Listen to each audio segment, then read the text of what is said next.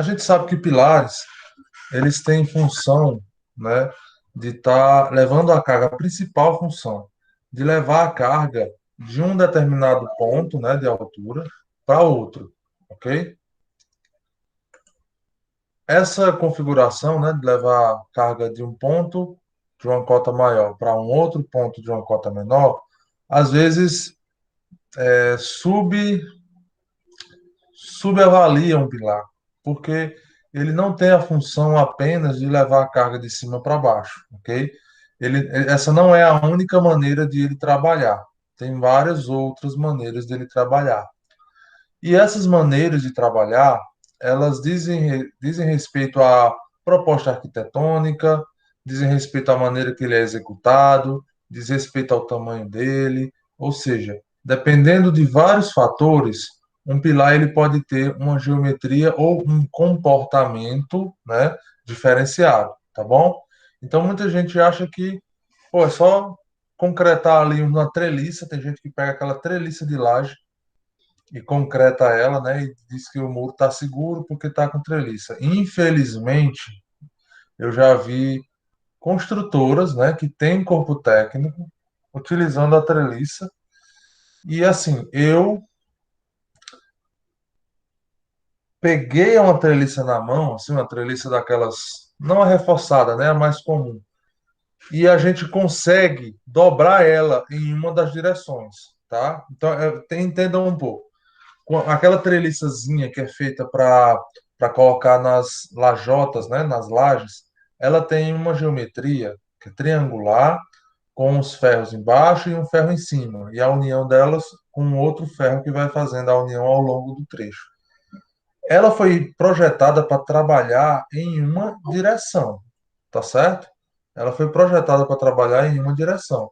Só que se você colocar outra direção, carga, aplicar carga em outra direção, é a mesma coisa de você pegar uma viga, a gente já vem conversando aqui sobre a inércia da viga, né?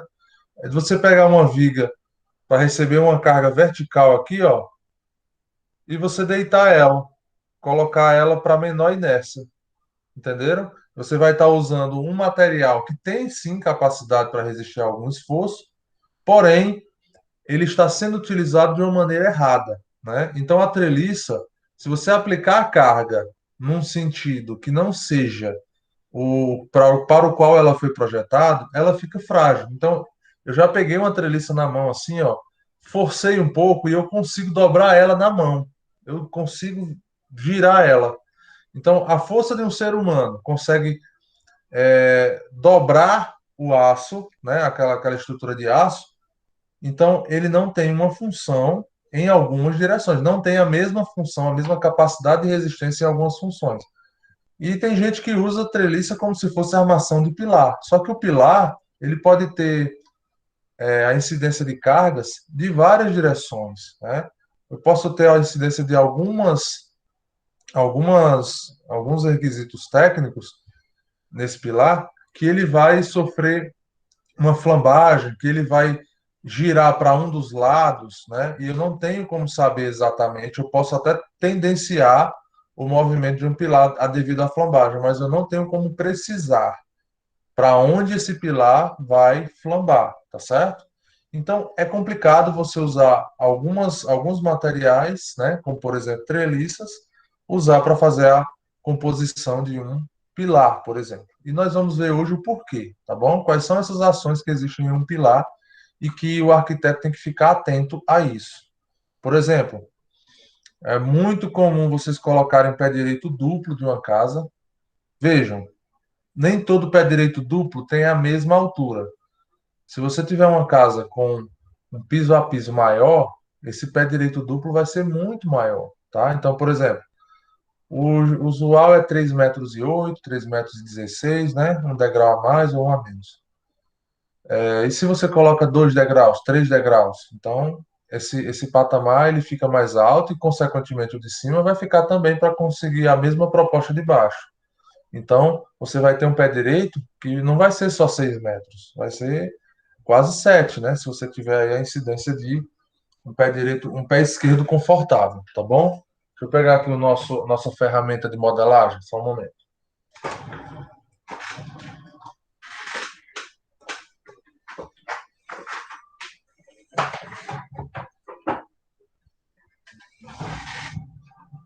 Tá aqui, ó. Se isso daqui for um pilar, esse livro aqui. Se isso daqui for um pilar, né? Olha só o que acontece quando eu aplico uma carga nele. Ele gira, tá certo? Se eu aplicar a carga nesse pilar, ele gira. Só um momento. Aqui. Ó, se isso daqui for um pilar, eu vou aplicar uma carga. Ele está girando, tá? Eu não tenho como precisar para onde ele vai girar, tá bom? Ó, é incerto. Aqui ele ficou muito tempo desse jeito, né? Então ele está um pouco torto, ó. Mas imaginemos que ele seja um elemento reto. Quando eu aplicar a carga, eu não vou saber para qual lado ele vai flambar. A única coisa que eu estou tendo certeza aqui é que devido a essa inércia, ele não vai flambar nesse sentido logo de cara, né? Porque tem mais resistência. Ele vai flambar assim. E como é que eu faço para ele ter maior resistência nessa inércia menor? Aumento a largura do pilar. Então, quanto mais alto for o elemento, mais ele sofre a ação de esforços físicos que vão gerar outras deformações, tá bom? Então, um pilar ele é fletido devido à sua carga vertical, tá? Fora essa carga vertical, né? Se eu aplicar uma carga aqui, ó, só eu aplicar a carga aqui, ele já está fletindo. Isso aqui é flexão, ó. Tração do lado de fora, compressão do lado de dentro, tá bom? Mesmo se não fosse a carga vertical, ações de vento, por exemplo, ou qualquer tipo de interação do pórtico linear da estrutura, vai fazer com que esse pilar possa tender a ter uma flexão devido a algum tipo de esforço causado ali pelas interações da estrutura. É o maior exemplo disso é a ação do vento, tá certo? Então o vento quando ele bate numa estrutura, ele tende a empurrar ela lateralmente e aí os pilares são quem resistem a esses esforços, tá? Paulo, só o pilar do lado do vento que vai sofrer essa ação? Não. As vigas não interligam os pilares? Então todo o conjunto vai junto, tá bom? Todo o conjunto ele é empurrado junto com a ação do vento. Então cada elemento vai ajudando um pouquinho. Então o conjunto é quem resiste ao esforço, não é somente um pilar, não, tá certo? Então assim, já estamos começando a ver que o pilar não tem somente esforço de compressão, né? Já que ele é um elemento que leva a carga de um nível e encaminha essa carga até a fundação, a priori, né, num primeiro entendimento, o carregamento seria apenas de compressão. Por quê? A fundação ela está resistindo à carga, não é isso? Então a força de reação é de baixo para cima. Então, se a carga vem de cima para baixo e a reação de baixo para cima, aqui está existindo que tipo de esforço? Compressão, não é isso? Então, assim, num primeiro momento, a compressão é a única carga que agiria em um pilar. Agiria do verbo, isso não acontece, né?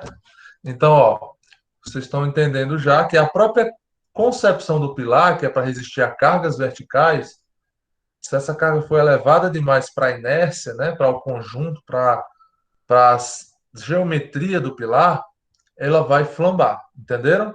Quanto mais fino o pilar, mais fácil ele de flambar, tá bom? Paulo, tu tá falando flambar. O que que é flambar? É como se fosse, literalmente, né? Uma dança, tá bom? Então é como se fosse uma dança.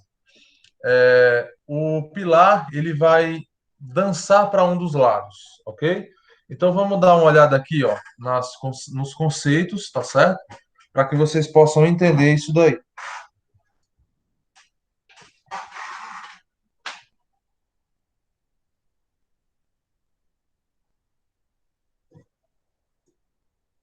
Vou pra lá, vai. Desculpa, gente. É o gato aqui de casa. Um dos gatos. É, então, vamos falar aqui um pouco do conceitual dos pilares, tá bom? Ó, a função principal do pilar, ela é de direcionar a força no sentido vertical. Foi isso que eu acabei de falar, tá bom? No geral, ele só sofre apenas compressão, tá certo? Compressão simples, gente, nós já vimos, né? Desde lá de arcos e no caso da atração, os cabos, nós vimos que quando um esforço ele é considerado um esforço simples, ele é bem eficiente, né? Então eu já tenho ali uma redução de consumo de material, né? Os elementos são mais esbeltos e tudo mais. Com a tração, é bem fácil eu conseguir um material que esteja apenas tracionado. Porém, na compressão, eu não consigo isso, né? Então, aí, ó, o porém é bem destacado. Quando ele é sujeito, o pilar, sujeito a cargas excessivas, vento ou frenagem de veículos, frenagem de pessoas, ele sofre flexão por flambagem, tá bom? Aqui embaixo à direita, dá para vocês visualizarem algumas imagens que mostram como que o elemento, isso aqui é tirado de um livro, tá? De resistência dos materiais na engenharia, e ele explica os tipos de vínculos dos pilares, tá bom? Então, o pilar ele pode estar travado, né? Por exemplo, se ele está recebendo duas ou mais vigas no pavimento superior, ele está muito bem travado, né? Então, ele não consegue flambar no espaço inteiro do pé direito duplo. Agora, quando eu tenho o pé direito duplo, esse pilar ele está solto, né? Esse pilar ele só é amarrado embaixo pelas vigas baldrame e lá na cobertura. Então esse espaço todo aqui, ó, eu estou aplicando uma carga lá em cima no pilar. O pé direito duplo não tem viga suportando ele em duas direções, geralmente só tem em uma direção, tá certo? Então ele vai flambar no eixo que não existe travamento. Nós dizemos na engenharia que esse vão livre do pilar, né? Nós dizemos que ele deve ser sempre observado as questões de esbeltez do pilar. O que é a esbeltez? É a relação entre os lados da seção transversal, né? Ou seja, largura e comprimento, com relação à altura, a toda a altura que ele tem, tá certo? Então, por exemplo, se eu pegar um pilar que ele tem 6 metros de altura, pé direito, está no pé direito duplo, e ele tem apenas 15 centímetros de largura, a esbeltez dele, ó, só para vocês terem uma ideia, a esbeltez dele vai ser de 600 dividido para 15, 40, tá? 40. Então, assim, a relação de lado com altura vai ser de 40. Existe um cálculo de esbeltez, isso aqui não é o número da esbeltez, tá? A esbeltez é feito com outro cálculo. Mas a relação aqui, ó, são 40 vezes a seção do pilar para ele atingir o vão livre que está ocorrendo ali naquele pé direito duplo. Isso significa, gente, que o pilar ele está muito solto, certo? Ele está muito solto na estrutura. E isso traz a consequência de, olha só, aqui eu tenho 30 centímetros de EVA, certo? Ele tem um lado maior e um lado menor. Inércia maior, nesse sentido aqui, ó, né? Nesse sentido aqui ele tem resistência. E aqui é uma inércia, diga menor, certo? Agora aqui, ó, 40 centímetros, eu estou aplicando aqui só. Eu vou tentar botar só o peso da minha mão, tá, gente? Ó, só soltando a mão. Ó, ele já está flambando, correto? Agora, ó, eu vou, ao invés de ser 40, eu vou botar 20, tá bom? Diminuindo o tamanho do vão. E vou soltar a mão aqui também. Vocês estão visualizando que a diferença de deformação é bem menor? Então vejam, quando o vão é maior, ele fica muito mais molenga. Quando o vão é metade, ele já fica bem mais resistente, ele deforma bem menos, tá? Por que que isso acontece? Porque a relação entre esse vão aqui, de 20 centímetros, com o 1 centímetro de seção transversal, né, na inércia mais fraca, é uma relação muito mais próxima, né? Ou seja, é uma relação que não é tão esbelta quanto 40 centímetros por 1 centímetro. Deu para entender isso?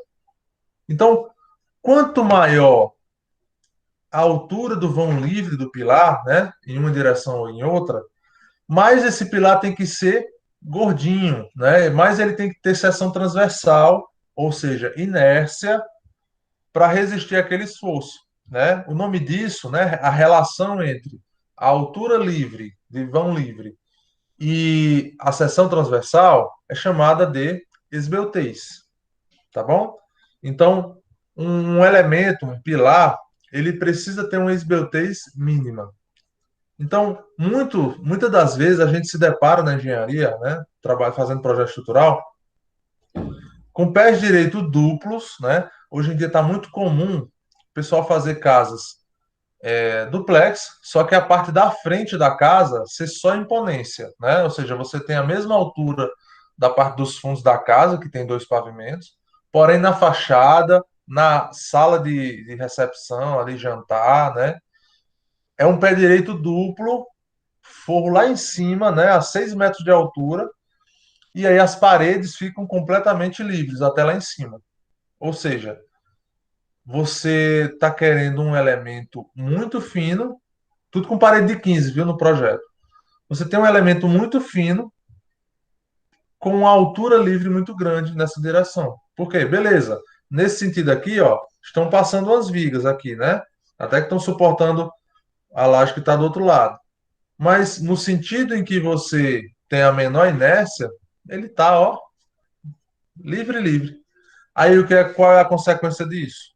A consequência disso é raro cair, tá bom? Porque realmente as margens de segurança são muito grandes, tá? Na engenharia.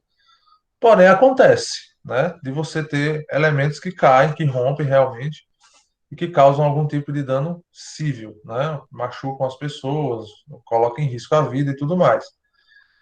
Mas na grande maioria das vezes, pé direito duplo, mal dimensionados, os pilares mal dimensionados, ou seja, muito finos, eles acabam trincando, tá? Trincando a parede, fazendo ela ficar sobre um estado de tensões em que qualquer movimentação na base vai fazer com que ela trinque, né? Para aliviar as tensões. Eu já disse, já falei para vocês que as trincas que você vê na sua casa ou na casa em algum local que você viu, se ela for aquela pequenininha, né? Tem uma maneira de medir isso, tem um escalímetrozinho de fissura que é estabelecido pela norma, que até um determinado ponto, isso ali são fissuras de deformação por temperatura, deformação por dilatação de outras influências, alívio de tensões, ou seja, coisas que são mais estéticas, são patologias mais estéticas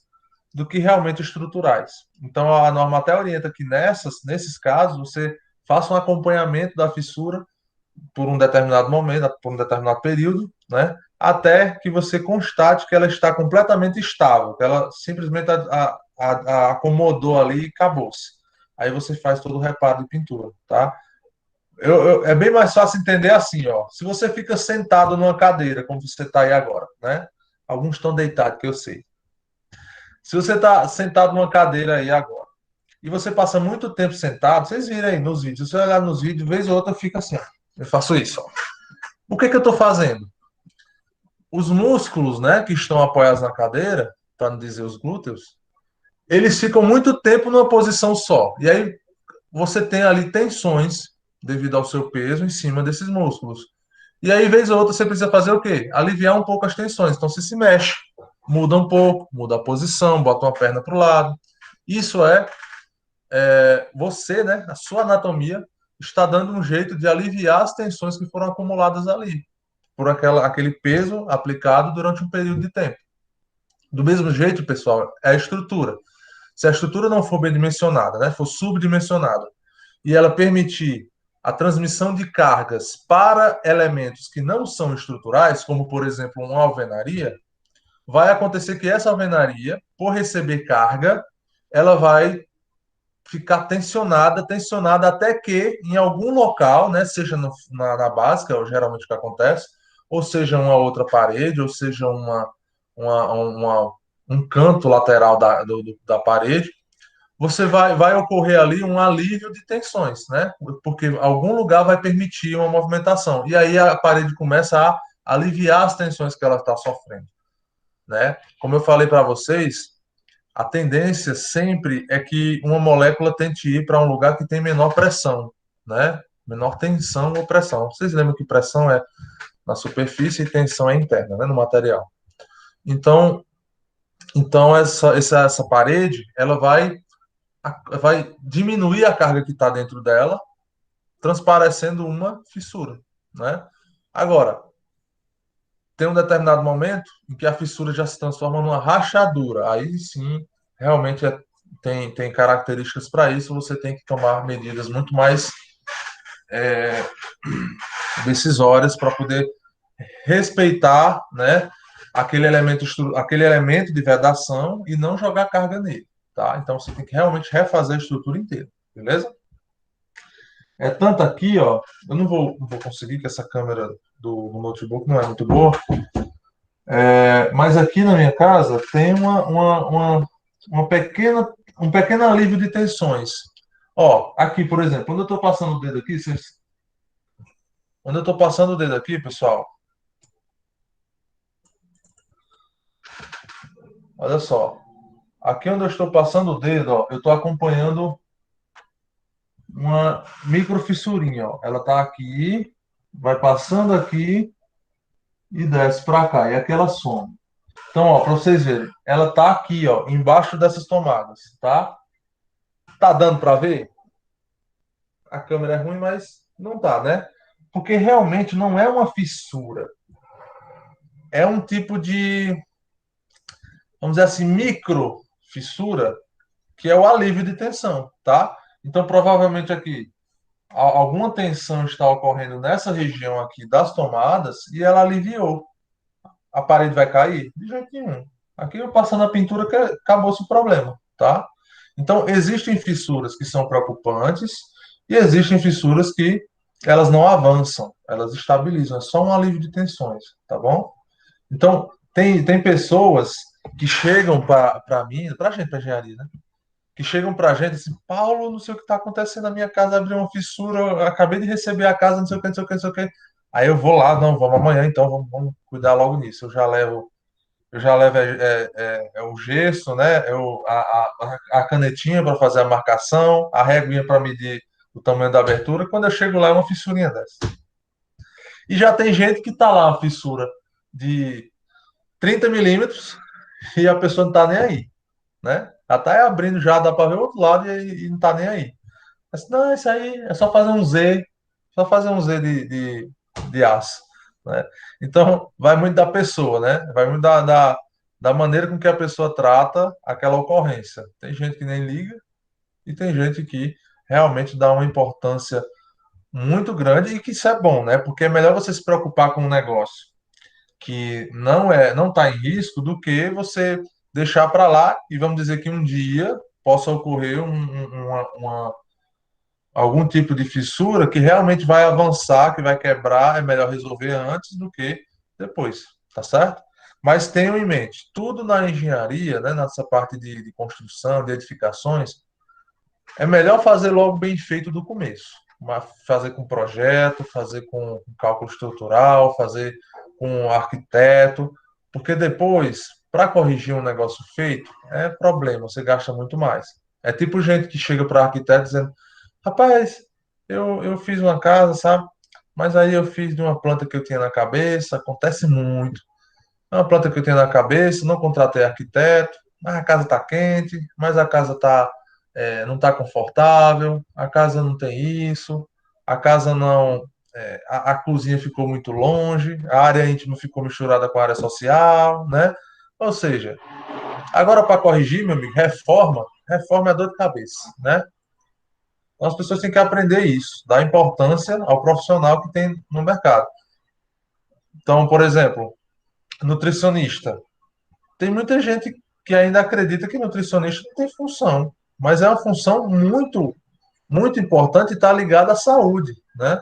Quanto mais a pessoa se alimenta bem, faz uma alimentação saudável, menos ela precisa tomar, menos ela precisa ir ao médico, por exemplo, porque ela vai ter menos problemas de saúde, né? Então, a função do nutricionista, pelo menos no meio menos, de menos entendimento, né, de baixa escolaridade, não entende a função das profissões. Nenhum vai para nutricionista, quando vai construir, ninguém chama o arquiteto. E aí, inclusive, a faculdade teve uma semana da arquitetura voltada para isso, foi bem interessante, né? Tem que se fazer mais eventos daquele tipo, para mostrar para as pessoas de baixa renda a importância de você fazer um negócio bem feito. É melhor fazer um projeto com um arquiteto e um cálculo estrutural com um engenheiro do que gastar com um piso. Porque aí esse piso vai rachar todinho, você vai perder esse piso todinho, se você não fizer um negócio bem feito. Ah, Paulo, mas nunca deu problema na casa lá. É sorte. Pode ter certeza que é sorte. Porque do jeito que o povo constrói por aí, meu, ó, eu vou falar isso aqui um pouquinho para vocês. Teve um cliente meu, lá do Caririz, e o cliente não, né? Ele veio pedir proposta para execução da construtora da gente, para a construção da casa dele lá no Cidades Cariris. Cidades Cariris, né? Ninguém lá tem um poder aquisitivo baixo demais, certo? Pegou, a gente tem alguns grupos de engenharia e tudo mais, e depois isso ficou famoso esse caso. Depois a gente foi ver que ele pegou cotação comigo, pegou cotação com o Carlos da Ingesta Engenharia, pegou cotação com a Ampla Engenharia, pegou cotação com a Cidades Cariris, né? Que a Cidades Cariris tem uma construtora também lá, o doutor Davi. Então pegou, a gente sabe pelo menos quatro construtoras que ele pegou orçamento, esse cliente, para execução, viu? Ele tinha um projeto estrutural, ele tinha um projeto arquitetônico, ou seja, no primeiro passo foi tudo de boa, foi tudo certinho. Na hora de executar, um amigo conhecido indicou ele a fazer com um mestre de obra. Nem todos os mestres de obras constroem ruim, não, tá? Eu tenho só aqui em Juazeiro eu tenho umas quatro construtores, né? Esses mestres que constroem muito bem, padrão assim de controle tecnológico, sabe? Tudo bem certinho mesmo. Então não quer dizer também que todo mestre de obra é ruim, não. Mas é um garimpo, tá? E aí foi indicado, não, construa, rapaz, tá muito caro esses orçamentos, né? Aí uma casa que está ali estimada, eu lembro porque faz menos de 3 meses, três não, né? Foi antes da pandemia, então faz uns 6 meses já. É, eu lembro do orçamento, né? Deu 600 e poucos mil reais a parte de infra, né? Fora a parte de acabamentos. Beleza, um investimento de 600 mil reais, né? Para construir a casa dele. E o cara colocou na mão de uma pessoa que não é técnica. Não é técnico, é um construtor, certo? Construtor que simplesmente tem lá seus equipamentos e vai lá construir. É assim. Beleza. Pois, pessoal, vocês acreditam que o cara estava construindo, estava fazendo o concreto dessa obra com areia fina, que assim, caso vocês não tenham esse conhecimento ainda, a areia fina, ela é muito usada para reboco, é usada para acabamentos assim no revestimento, né? Tipo embolso, reboco, coisa assim. Mas para concreto jamais. Por quê? Tem uma consideração que os grãos eles não podem ser finos demais para o concreto, porque eles não têm arestas suficientes para garantir a coesão dos materiais, né? Ou seja, existe um consumo maior de cimento necessário, mas ele não mudou a quantidade de cimento na mistura. Então ele diminuiu o tamanho do agregado, mas não alterou o traço, vamos dizer assim, tá? Então, o que que acontece quando você usa areia fina no concreto? O concreto fica quebradiço. Lá na casa que ele estava construindo, pessoal, não saiu nem do térreo, né? Você pegava assim no pilar, no canto, né, na quina do pilar, e você quebrava com a mão. Uma estrutura que é para suportar o peso da casa. Então, você contrata, pretende, né? Você pretende ter um investimento ali de mais de 600 mil reais, uma casa ali dentro, e você não faz o controle tecnológico correto. É tipo você escolher entre se consultar com um médico de renome que tem realmente todos os certificados e tudo mais, ou você ir para um cara que está atendendo ali numa esquina que não tem nenhum tipo de titulação, né? É você se consultar com ele porque ele sabe a receita de um chá lá. É a mesma coisa. E aí esse caso ficou famoso porque ele teve que demolir a casa quase toda e fazer reforço de fundação para poder continuar a obra. Está lá até hoje, né? Não saiu da primeira laje ainda. É aquela história, o barato que sai caro. Agora, vá ver se o revestimento que ele ia colocar não ia ser um bom, né? Pelo que eu conheço da pessoa, é de, é de R$ 120 para frente o metro quadrado que ele ia colocar, né? Pedra de 90 por 90, Porto Belo, para lá, né? Porque a gente sabe como é que são essas pessoas. Então, é mais você realmente fazer as pessoas entenderem a importância da sua profissão, né? A importância de ter um arquiteto dimensionando tudo, dimensionando os espaços, a importância de ter um engenheiro fazendo o acompanhamento técnico, mesmo que não seja um engenheiro, tem muitas outras profissões aí, muitas outras formações que capacitam a pessoa a acompanhar a execução de um serviço desse, né? Você tem tecnólogo de construção civil, técnico de edificações, o próprio arquiteto, tem arquiteto que vai se metendo por uma obra, né? E é muito bom, você aproxima as duas pontas.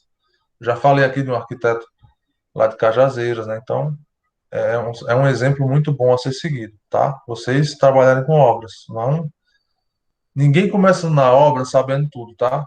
Então, esse receio que vocês têm é só tomar os cuidados, né? Vai conversando, vai pegando experiência, trabalha com alguém primeiro, depois é que você abre as asas e vai voar sozinho, é por aí, tá bom? Então, é isso, tá bom? As pessoas precisam saber o que que é a sua profissão, o que que os arquitetos fazem, o que é que os engenheiros fazem. Principalmente aquelas pessoas que têm uma classe mais baixa, né? Que elas não sabem realmente para que um arquiteto, para que só chama um pedreiro para fazer a casa e pronto, né? Bem, então,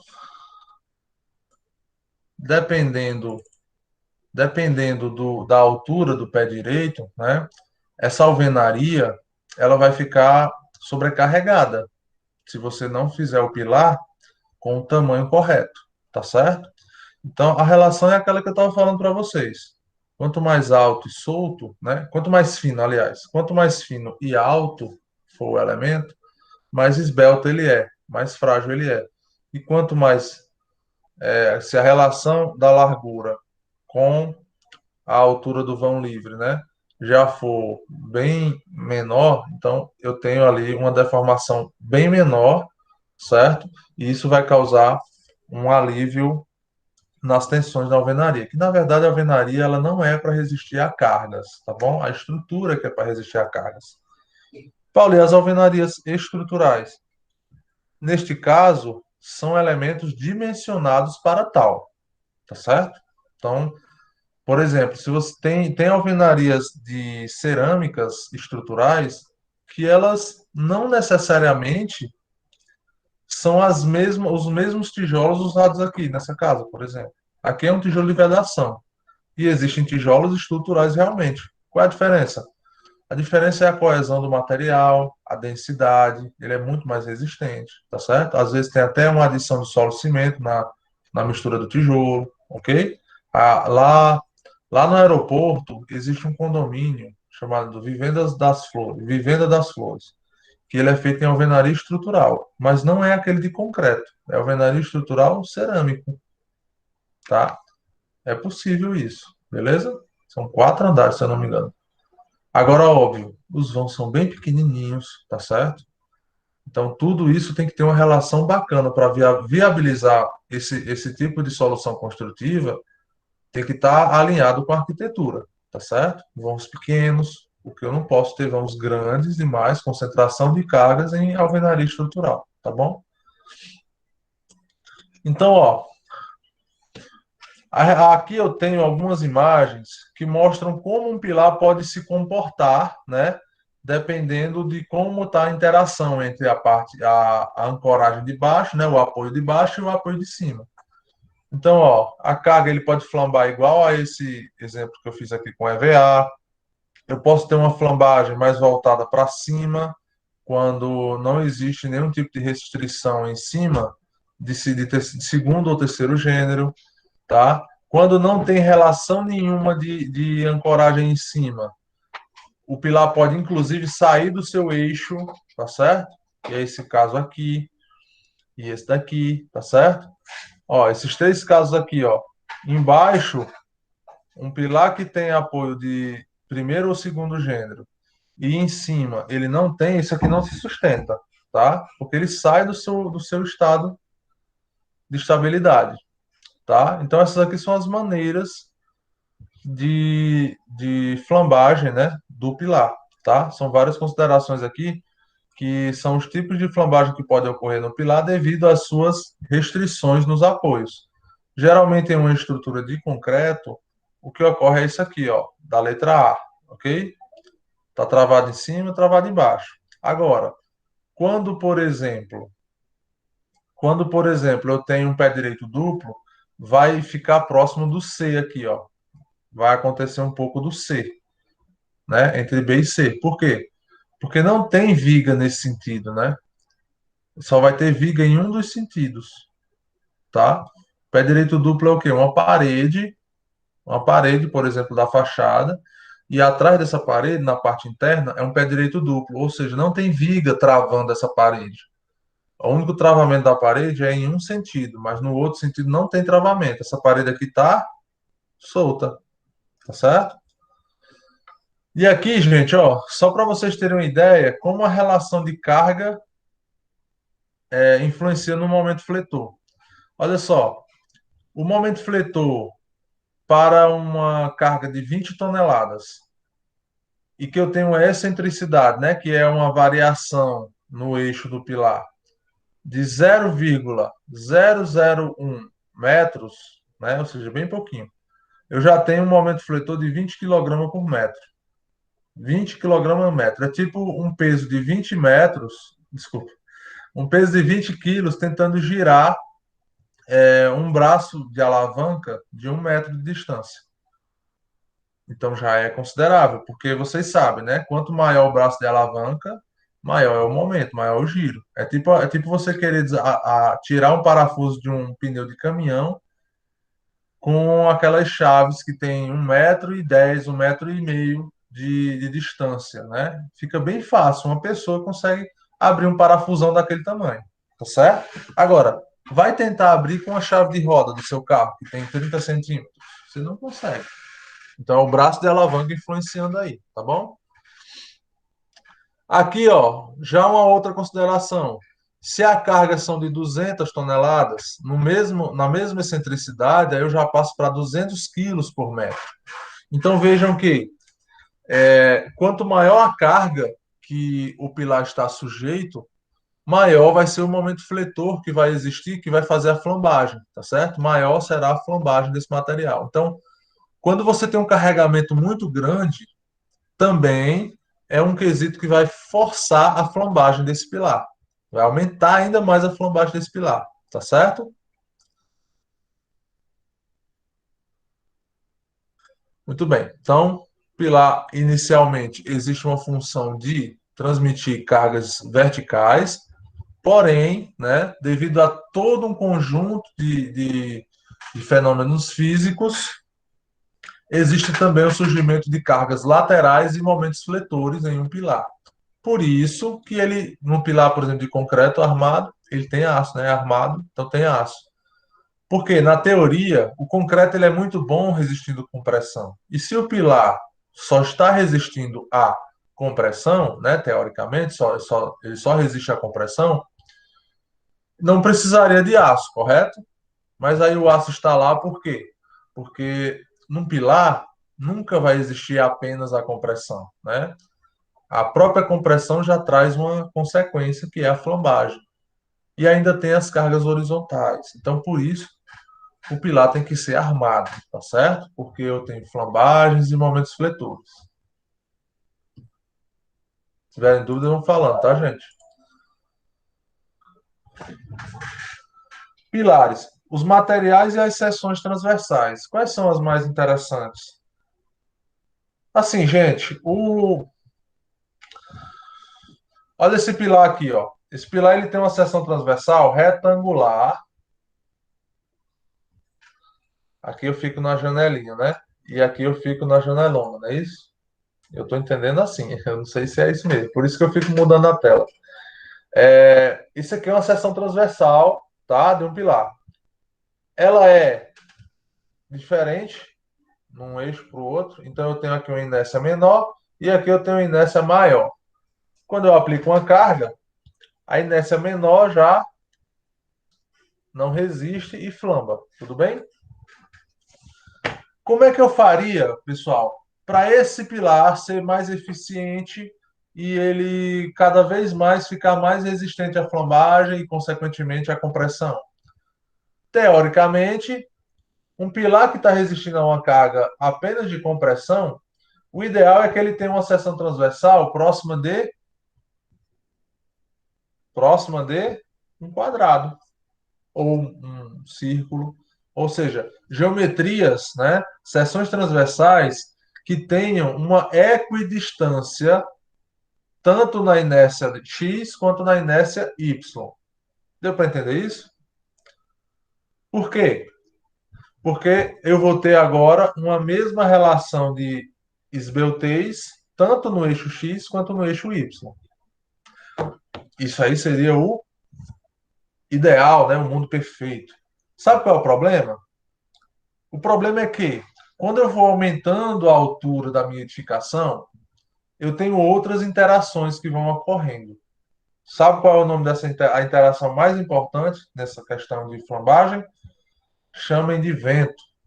É o vento, tá? Um elemento, quando ele vai ficando alto, ó, que não vai dar para ver, mas pega esse aqui mesmo. Um elemento, quando vai ficando alto, ele vai ficando mais sujeito a ações do vento, certo? Então, o vento bateu aqui na lateral, ele deforma, tá certo? E isso, quando você está falando de um prédio muito alto, como por exemplo, vamos pegar aqui um dos prédios mais altos aqui da região, o Office Cariri, o Corporate, né? O Office não, desculpa, o Pátio Cariri Corporate, tem 30 andares. O vento bate ali naquela lateral, pessoal, a tendência é dele realmente forçar o prédio, né? Forçar o prédio para ele flambar para um lado, né? Tendenciar ele flambar do lado. E se ele não tiver uma base muito boa aqui embaixo, o que que acontece quando o vento bate aqui? Ele iria tombar, não é isso? Então aqui embaixo eu tenho que ter uma interação também e tem que estar bem amarrado. E não adianta ter uma fundação muito boa se o esqueleto desse prédio não for resistente o suficiente para não deixar isso aqui acontecer, ó. Aí o que que eu faço?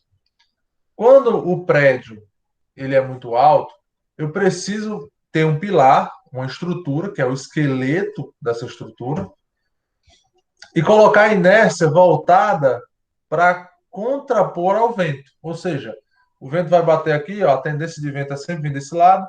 Você vai bater aqui, o que, é que vai acontecer? Ele vai ter uma resistência maior do que se ele tivesse assim, ó, certo? Então você está usando a inércia, né? A melhor inércia para resistir ao esforço, tá bom? Então, se você, por exemplo, for olhar como é que são os pilares de prédios altos desse jeito, eles são assim, ó, retangulares. Uma dimensão se sobressai sobre a outra, tá certo? O nome disso é destacar inércia na seção transversal, para que essa inércia tenha uma eficiência maior. Ela resiste mais aos esforços que vêm em uma determinada direção. Beleza?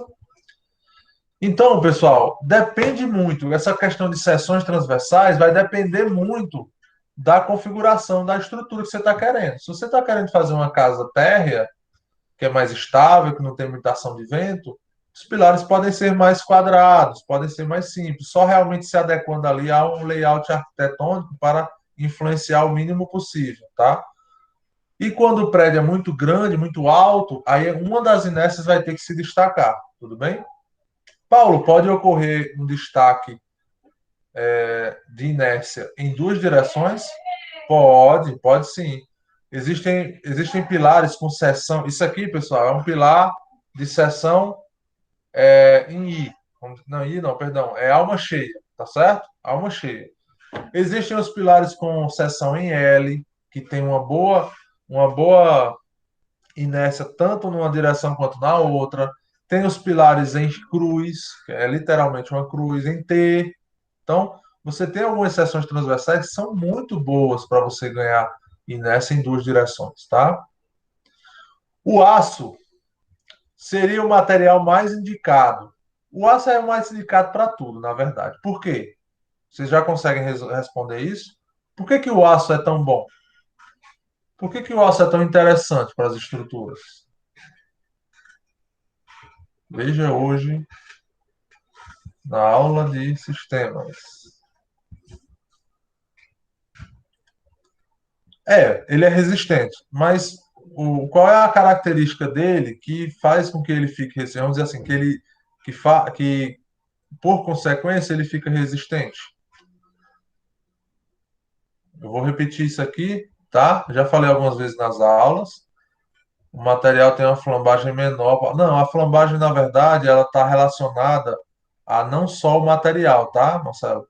Está relacionado também à inércia que você tem na seção transversal, tudo bem? Você pode ter, por exemplo, eu vou dar um exemplo. Uma chapa. Imagina uma chapa de aço. Uma chapa de aço que você compra aí para fazer algum elemento. É aço, não é? Mas se você pegar uma chapa de aço e tentar colocar ela para substituir um pilar, não vai dar certo. Por quê? Porque em uma das direções a chapa de aço ela é muito fina, não é isso? Então veja, a flambagem vai ocorrer muito fácil, né? Em uma das direções. É um material muito bom. A chapa é de aço também, né?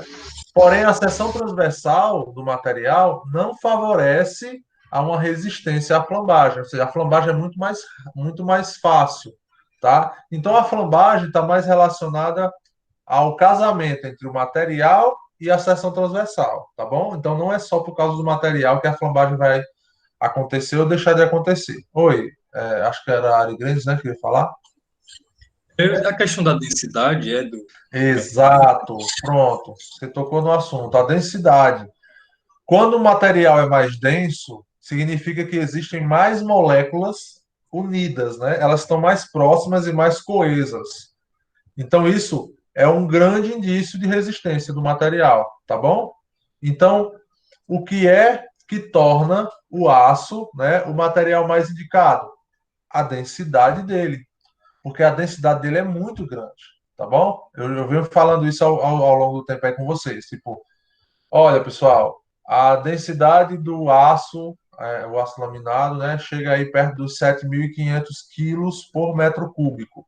Do concreto armado, 2.500 quilos por metro cúbico, ou seja, menos da metade da densidade. Ou seja, a resistência do aço é lá para cima. Só para vocês terem uma noção. Comparação, né? Não tem o concreto armado, que usa o concreto, que é uma mistura ali de aglomerante, agregados, né? E você tem o aço, que é um material industrializado. Pois bem, os dois não são colocados juntos em uma peça, né? Uma peça que é para trabalhar junta, unida, beleza? Só que, sabe qual é a resistência do concreto usado no concreto armado? E aí, qual é a resistência do aço usado em um concreto armado? Em termos de pressão única, né, sem considerar os tipos de ensaios, porque o concreto é ensaiado a compressão e o aço é ensaiado a tração, tá bom? Mas comparando apenas nível de tensão, o concreto ele tem uma resistência de, eu vou usar megapascal, 30 MPa, por exemplo. Tem um concreto de 30 MPa. A resistência dele é 30, tá bom? Pega só essa escala aí. Sabe quanto é a do aço? 500 MPa, 600 MPa. Então, por aí você tira. É uma relação de carga muito grande, tá? Claro, por centímetro quadrado, né? Então, você tem aí uma relação que ela é enorme a diferença, a disparidade é gigantesca, tá? Mas eles têm modos de elasticidade parecidos, por isso que eles trabalham juntos. Então, a densidade ela é um grande influenciador na seção transversal do material. Então, mais uma vez, fixando essa relação aqui. Por que é que o aço ele é mais resistente do que o concreto? Porque ele é mais denso. E outra pergunta que se segue: por que é que o aço, uma estrutura feita de aço, ela é mais leve do que a do concreto? Exatamente pela questão da densidade.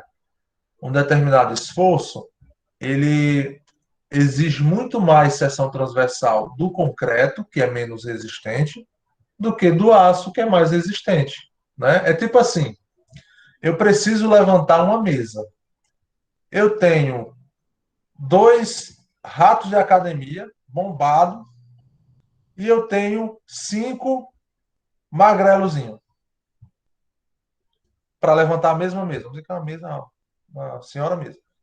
Então, por que, que eu preciso de mais magrelozinhos do que ratos de academia? Isso é pejorativo, né? Rato de academia, mas é que gosta de malhar direto, tá? Por que é que eu tenho dois bombadões e cinco magrelos para levantar o mesmo peso? Exatamente pela resistência, tá bom? Então, essa é a lógica.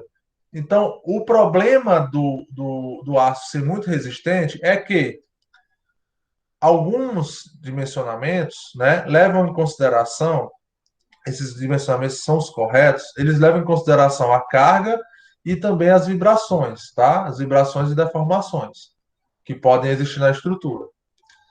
E o aço, vocês viram na ponte Tacoma que, por ele ser leve, ele traz alguns cuidados que eu tenho que ter, né?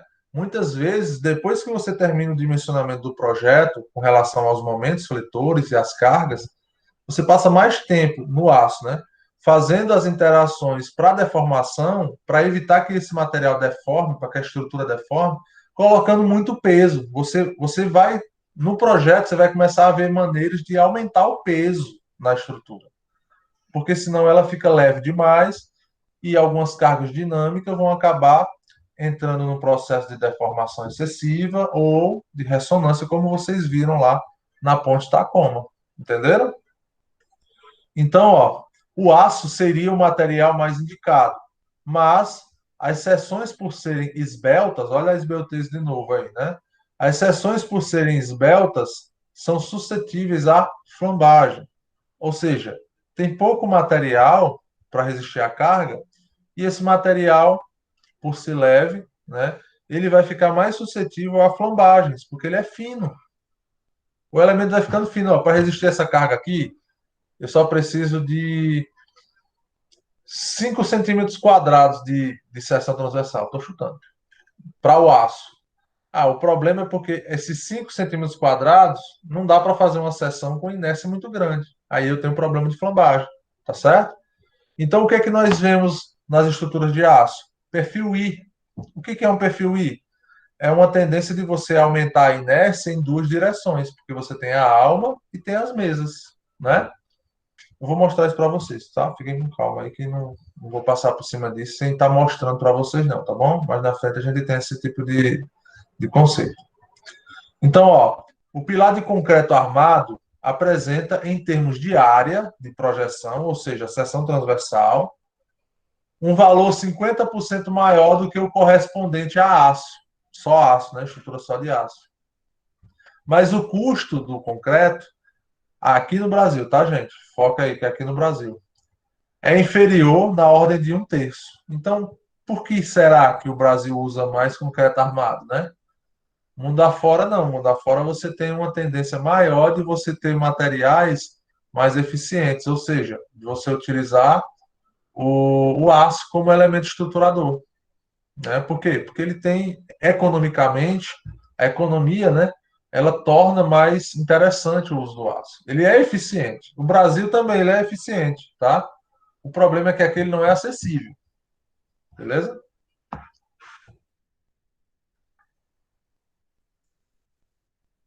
Aí aqui eu vou ter que ligar aqui o slide, peraí.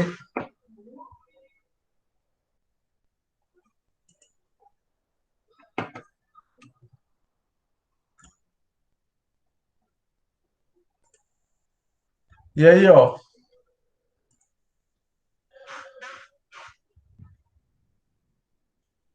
coisas que podem acontecer com um pilar, tá bom? Eu não ficaria nem embaixo disso aí. Você tem várias formas disso aí acontecer, tá, pessoal? Você pode ter um projeto mal feito, projeto estrutural mal feito. Você pode ter um projeto, uma execução mal feita, que está bem parecido que é isso aí. Como eu acabei de citar um exemplo, né? Pessoal que faz concreto com areia fina. Então, você pode ter várias causas para isso daí. O cara pode ter construído uma coisa lá em cima que não, mais um pavimento, como o povo fala. Eu não sei se vocês já, ó, vamos lá. Eu tenho que informar um pouco vocês aí sobre isso, tá? Só um momento, viu, gente? Rapidinho aqui. Ligação de emergência.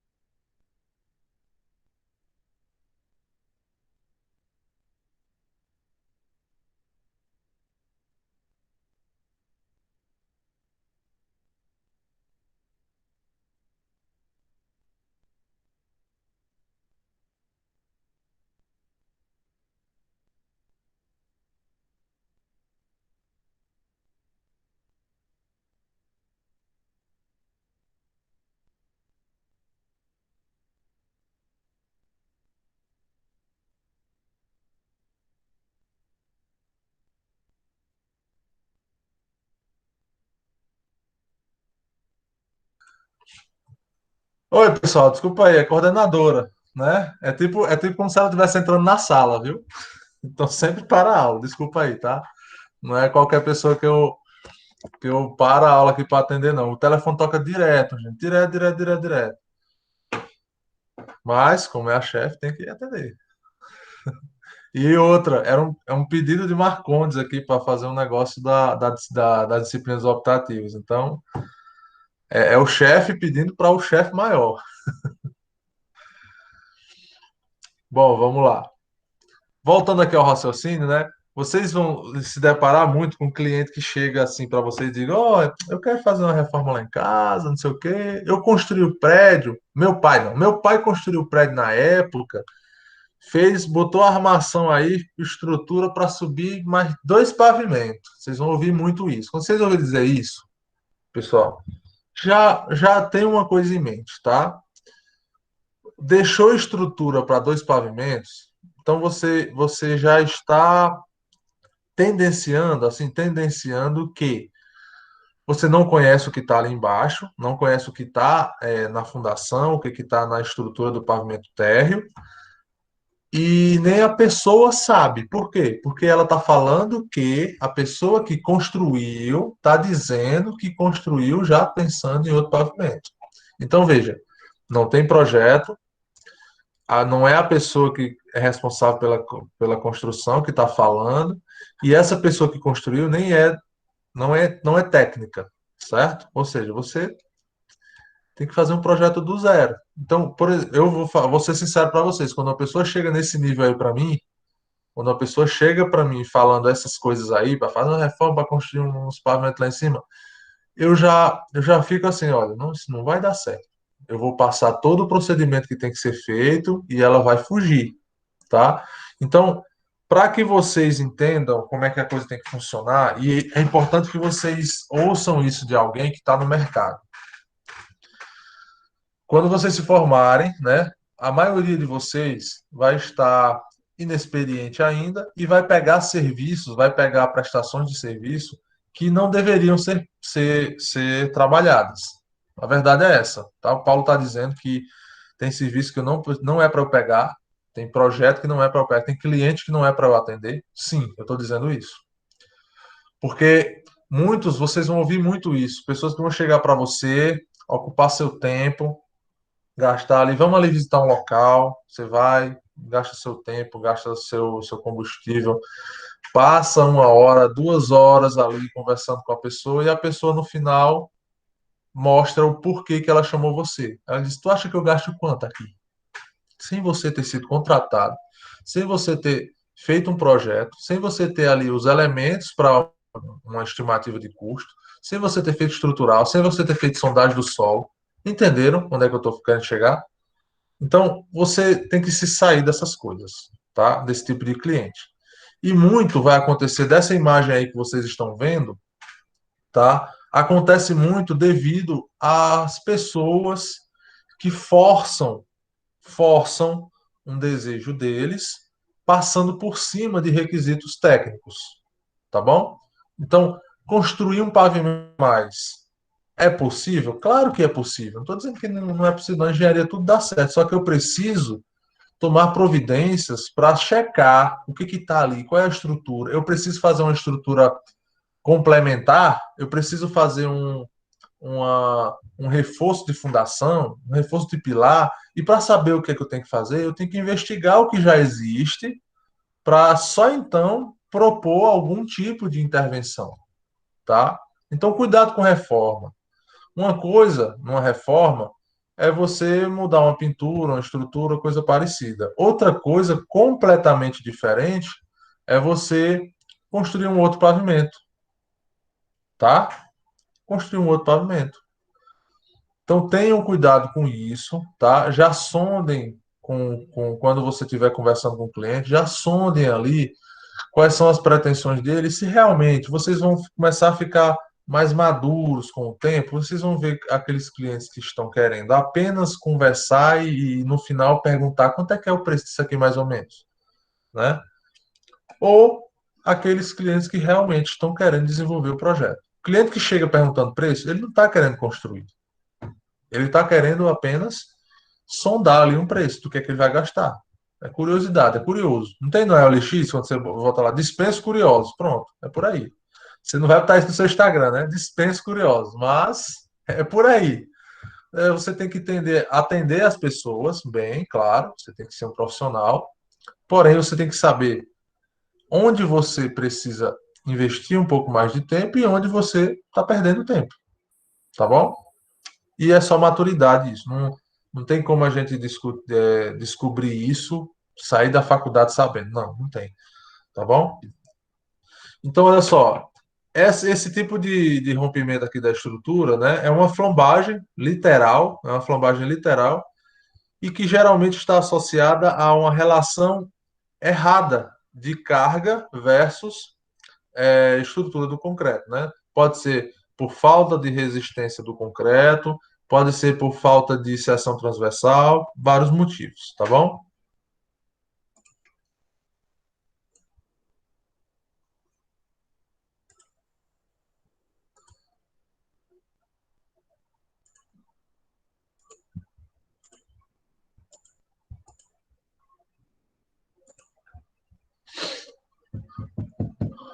Aqui eu tenho outros rompimentos de pilares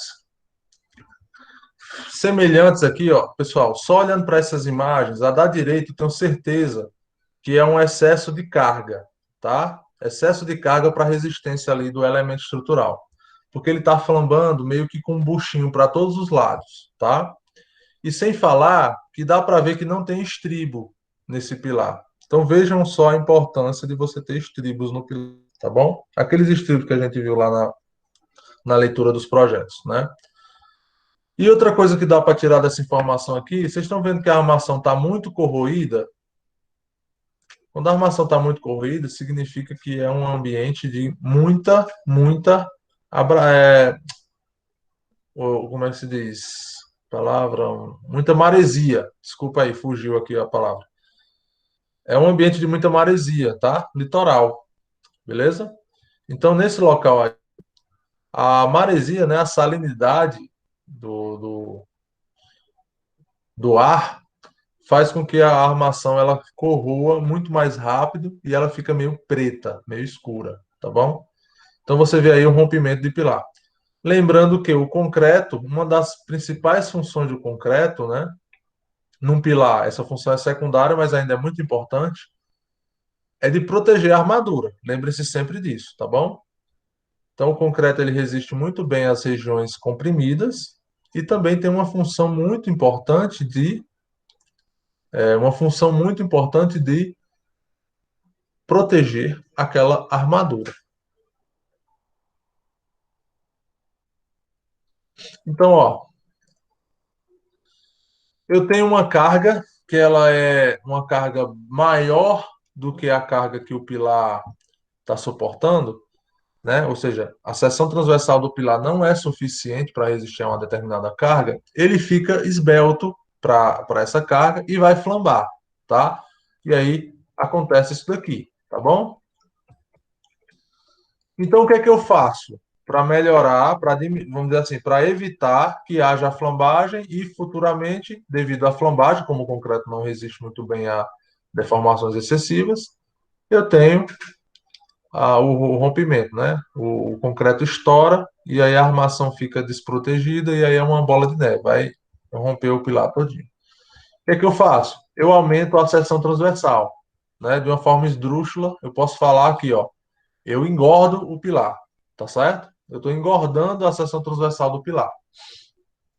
Então, isso eu posso fazer tanto nas duas direções, como eu posso também, numa determinada configuração, aumentar apenas uma das laterais, né? Um dos elementos, ok? Desse pilar, fazendo apenas uma inércia ser destacada, tá certo? Então, depende muito do local. Por exemplo, shopping center. Shopping center. Teve um aluno que disse, Paulo, para um shopping, qual o tamanho do pilar? Pô, tem pouquíssima informação aí, tá? Não é porque o shopping, não é porque é um shopping que eu vou botar um pilar de tanto por tanto. Não. Qual é a volumetria do shopping? Quantos pavimentos? Qual é o pé direito? Né? Ou seja, qual é o vão que o pilar está vencendo sozinho? Qual é o pé direito desse pilar? O que é que tem em cima desse shopping? É estacionamento ou é só o átrio? É só cobertura? Né? Então, esse shopping, ele é mais sentado no chão, né? É mais, vamos dizer assim, ele tem uma área de implantação maior, ou ele é um prédio, como em São Paulo, tem muito shopping que é vertical, né? Então tem que ver informações que têm a ver com as características do pilar, né? Ação do lateral, ação do vento, ação dinâmica, que mais? Pé direito, qual é o pé direito do elemento, e essas coisas, tá certo? E não simplesmente que é um shopping, tá bom? Aqui, ó, como eu falei agora há pouco, como é importante o estribo, tá bom? Os estribos eles precisam ser posicionados de tal forma que as barras de aço elas sejam amarradas para evitar a flambagem. Do mesmo jeito que um pilar, se ele não tiver travado, né, nos pavimentos, ele fica com um vão muito grande, né? Ou seja, ele fica como se fosse um pé direito duplo, triplo. As barras de aço também, pessoal. Então, os estribos servem para travar as barras de aço longitudinais, evitando que elas flambem. E aí elas vão estourar o concreto, tá bom? É por isso que eu tenho que ter estribo em todos os pilares e vigas, tá certo? O viga é mais pelo cortante também, né? Olha os tipos de rompimento aqui, pessoal. São imagens fortes, né? Porque isso daí envolve um risco de vida muito grande. Quando você chega, então, uma peça estrutural desse jeito aí, minha nossa, né? É um risco de vida muito grande das pessoas que estão usando esse equipamento. Então, olha, aí, prédios, viadutos, né? Então, eu tenho rompimento por flambagem, quando o pilar ele sai do seu eixo, né? Ele faz isso, ó. Eu tenho um rompimento por compressão, né? Quando a carga é muito grande para o pilar, que é esse caso aí do meio. E eu tenho o rompimento por cisalhamento. Então, vejam, gente, que até o rompimento de estruturas elas indiciam, elas, vamos dizer assim, elas dão indicadores de como é que ela rompeu, tá certo? E isso tudo é importante que o arquiteto entenda, porque ele vai respeitar mais a questão da seção transversal dos pilares. Então, ó, aos poucos eu vou colocar na cabeça de vocês, e quando a gente vai falando sobre concreto armado, né, já vai começar a parte de falar dos materiais literalmente. Quando a gente vai falando agora sobre concreto armado, vocês vão ver que o concreto armado em pilares, ele é mais robusto, tá? Principalmente porque a esbeltez num pilar de concreto, ele vai trazer vamos dizer assim, uma dependência muito grande das armações. E como as armações elas são um pouco mais leves no geral, né? Elas são densas, mas são mais leves na estrutura, ela acaba sendo um material que flamba muito fácil, que vibra um pouco mais, e isso o concreto não consegue suportar, tá bom? Então, nós vamos ver que você, como arquiteto, tem como tomar providências para que os elementos estruturais sejam respeitados, tá bom? Não quer dizer que você tem que limitar o seu estado criativo, mas pelo menos você tem que estar em sinergia com quem está fazendo o projeto estrutural para que você possa ver quais são as limitações, mas você já tem o conhecimento de quais são as limitações. Por exemplo, tem aluno que chega aqui para fazer atendimento do PA e já chega com um nível de preocupação excelente. Tipo assim, Paulo, eu quero fazer um pórtico aqui, fazer um mezanino assim, assim, assado, mas esse vão vai ficar muito grande e eu não queria colocar pilar nesse ponto aqui. Quanto que de altura da viga você vai precisar para poder dimensionar a minha escada e o meu piso a piso? Poxa, perfeito, né? Essa dúvida do aluno já está trazendo uma certeza para mim, que ele tem o conhecimento correto. Não é saber a resposta de uma equação, é saber onde procurar as informações dessa equação, né? É você saber que aquilo ali é uma problemática. Eu posso cometer erros, né? Eu como arquiteto, eu posso cometer erros por não saber que aquilo ali está envolvido no meu trabalho. Por exemplo, quando você vai projetar algum tipo de elemento, você tem que ter algum programa de necessidades. Você quer fazer uma central de ar. Qual o tamanho do duto? É um dimensionamento, tem que ser feito por um profissional. Então você primeiro tem que esperar essa informação chegar para você fazer. Agora, e se você for arbitrário? Você sabe que tem que saber o tamanho do duto de refrigeração, mas você não foi atrás do cliente e disse: olha, eu preciso que você contrate uma pessoa para fazer o projeto de refrigeração para poder saber o quanto de altura que vai ter aqui. Se você não procurar, quer dizer, você sabia, mas você foi negligente, porque você decidiu passar por cima e terminar seu projeto sem se preocupar com aquela interferência que você sabia que ia existir. Então é diferente de você não saber, mas você ir buscar informação, tá bom? Então é isso, gente. Eu preciso que vocês entendam que um pilar, quanto mais alto ele for, né? Por exemplo, uma parede de um pé direito duplo. Se você colocar tudo de alvenaria naquela parede, ela vai trincar todinha, não vai aguentar, né? Ela vai entortar, cair e tudo mais. Então você precisa colocar a estrutura, correto? Um pilar, seja ele de aço, de concreto, seja do que for, ele tem um limite de esbeltez. E o que é esbeltez? É quanto mais alto ele for e mais largo a seção transversal. É tipo eu e Cassiano. Todo mundo conhece Cassiano aqui?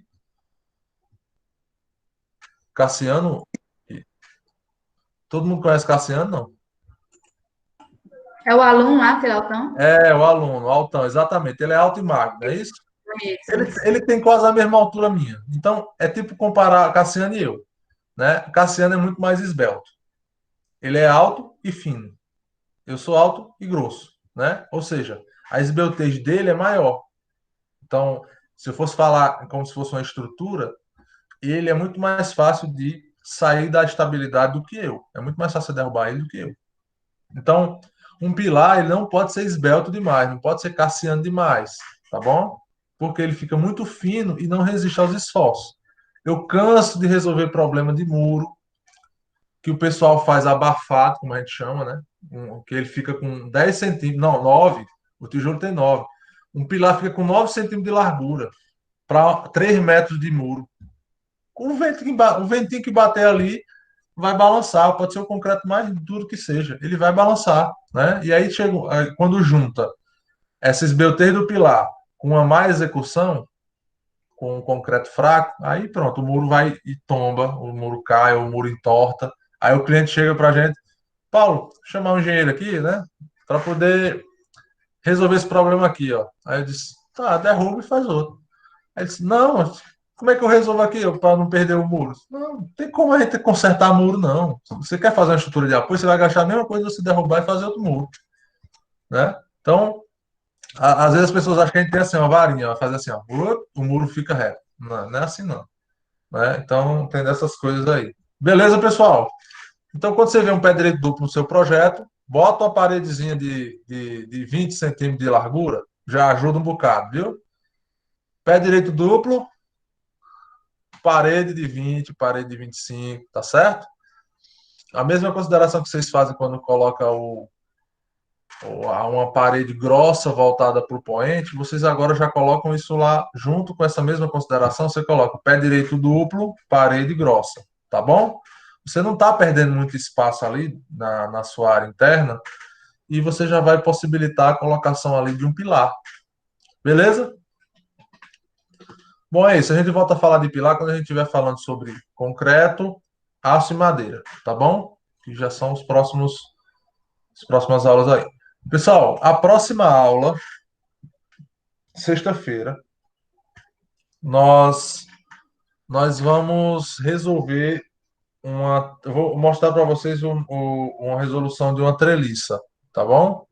A gente praticar. Então é prática, vamos dizer assim. Vou colocar aqui o Excel, a gente vai fazer um exercício aqui eu mostrando para vocês, tudo bem? Para vocês entenderem a distribuição de carga. Só para ficar fixada essa parte de treliça, tá bom? Pessoal, vocês acreditam, só para dar um feedback para vocês, ó, eu fiz a digitalização desse livro, passei na gráfica, fiz a digitalização desse livro, Nega até morrer, do capítulo 3 para fazer a atividade. Só que, problema, me mandaram o PDF veio corrompido, ela pediu para levar de novo. Eu não consegui abrir no meu.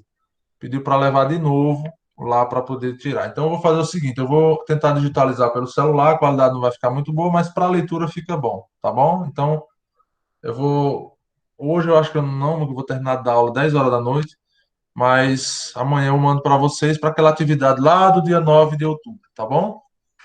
Que é das estruturas aparentes. Se dediquem nessa atividade, ela é muito legal quando vocês participam. Beleza?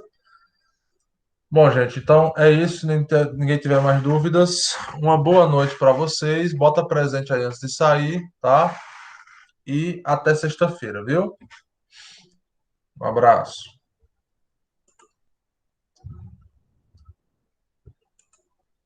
Tchau, boa noite. Tchau, boa noite. Tchau, tchau.